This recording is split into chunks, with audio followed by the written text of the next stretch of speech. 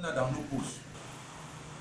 Entre le fait qu'on passe à la télé et le fait qu'une partie du pays est en guerre, que des compatriotes meurent là-bas, que ça divise les Camerounais entre eux, qu'est-ce qui est le plus important?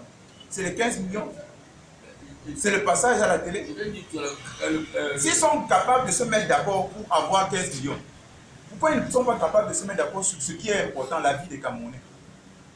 C'est ça la question que nous posons. À la limite, bon, vous dites, vous avez des déclarations qui vous sortez les deux. Quand tu es venu ici, on a discuté 2 heures. Il est venu ici avec une 2 heures. Avant la convocation du corps électoral. Avant la convocation du corps électoral. On a discuté de ça. Il est reparti. On lui a réécrit avec les 15 propositions. Il a été le seul à nous répondre que, bon, vraiment, il a reçu la lettre, mais il est en campagne. Ça veut dire quoi? Ça veut dire que sa campagne est plus importante que le consensus populaire. C'est ce que ça veut dire.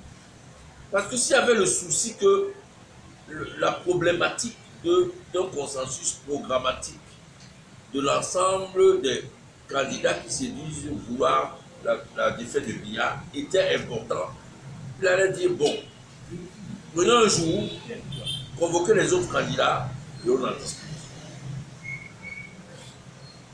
Je ne sais pas. Peut-être que vous avez des informations plus précises. Peut-être sur les 15 points, je crois que vous les avez déjà lus avant.